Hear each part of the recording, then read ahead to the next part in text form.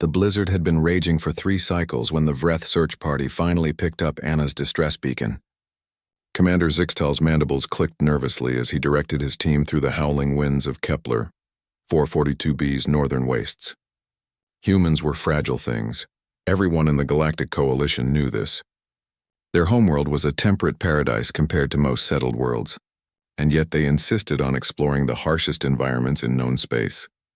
"Signal is getting stronger," chirped pilot Kix, her thermal sensors straining against the whiteout conditions. 200 meters bearing north-northeast. Zixtal's 4 legs carried him steadily through the chest-deep snow. Behind him, the rest of the team, 2 Vreth, a Korthian, and a Zalthine medic, struggled to keep pace. They'd been searching for the human xenobiologist for 18 hours since her survey shuttle went down. The odds of finding her alive were, by any rational calculation, effectively 0. The temperature had dropped to minus 67 degrees Celsius. The wind chill brought it to minus 90. Even in their advanced survival suits, the rescue team was operating at the edge of safety protocols. A human with their thin skin and inefficient thermoregulation should have frozen solid within the first hour. There, Kix's antenna quivered as she pointed with one of her 6 limbs. "I'm reading a heat signature. Very faint and, wait, that can't be right."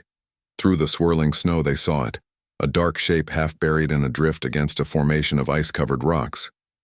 As they drew closer, Zixtal's respiratory sacs constricted in shock. It was Anna, the human xenobiologist. Her armored suit was cracked in several places, the heating elements clearly non-functional. Frost covered her visor so thickly they couldn't see her face. Her right arm hung at an unnatural angle.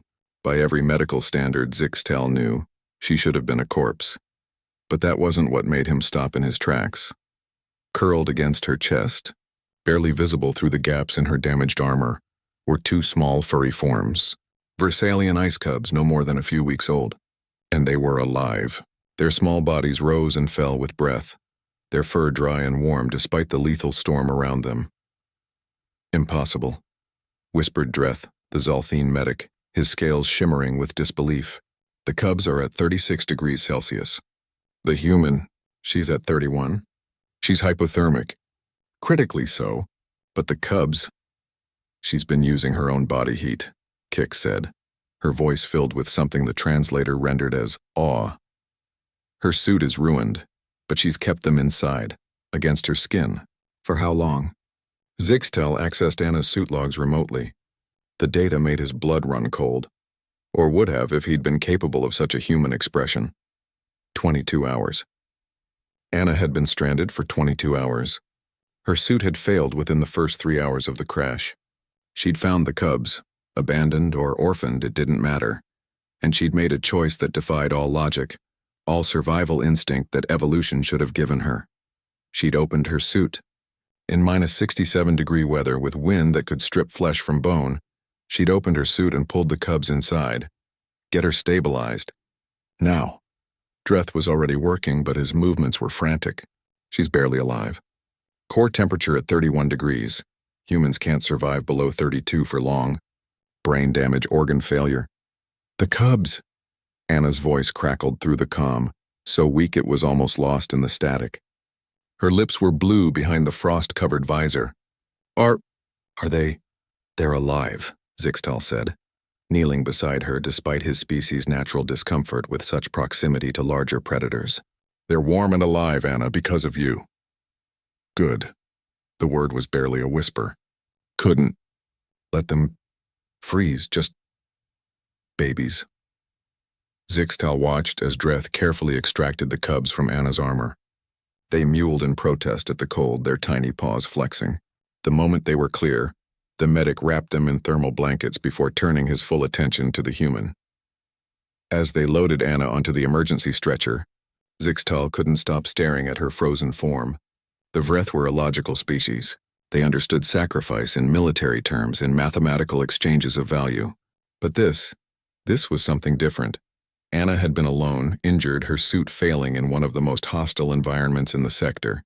She could have conserved her body heat, maintained her core temperature, increased her chances of survival until rescue arrived. Instead, she'd sacrificed her own thermal regulation, her own life, for 2 animals that weren't even her own species. Commander, Kix said quietly as they rushed back toward their shuttle. I don't understand. Why would she do this? The Cubs aren't intelligent beings. They can't reciprocate. They offered her no survival advantage. By every logical measure, she decreased her own chances of rescue by— I know, Zixtal interrupted. Then after a moment, and that's exactly why humans terrify me. Later, when Anna had been stabilized aboard the medical ship, fingers and toes frost-damaged but salvageable, core temperature rising, brain function normal against all odds, Lewis arrived from the research station. The young human engineer burst into the medical bay with an expression of relief that transformed his features. You absolute maniac, Lewis said, his voice breaking as he gripped Anna's hand. The Cubs, really? You almost died for ice cats? Anna's smile was weak but genuine. They're not cats. They're Versalian cubs, and yes, really. Behind the observation window, Zixtal stood with Dreth and Kix watching the two humans. The Cubs, now in a proper warming unit, chirped contentedly nearby. In all my years, Dreth said softly, I've studied 17 species. I've never seen this behavior. It defies evolutionary psychology. It defies survival instinct. It's called compassion, Kix said, having apparently been researching human psychology since the rescue. They have a phrase, humanity toward all beings. It means they extend their protective instincts beyond their own species, beyond logic, beyond self-preservation. Zixtal clicked his mandibles thoughtfully. The Galactic Coalition had been debating humanity's role in the greater community for years.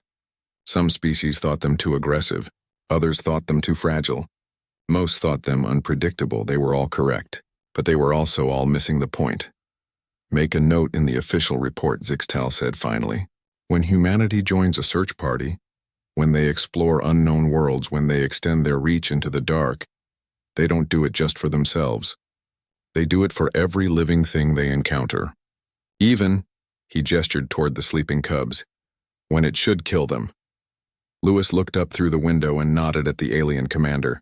In that moment, despite the vast differences in biology, culture, and evolution, Zixtal understood. Humanity was terrifying. Not because of their weapons or their tenacity or their stubbornness, but because when faced with a choice between their own survival and saving something small and helpless, they would choose compassion every single time. And somehow, impossibly, they would survive anyway.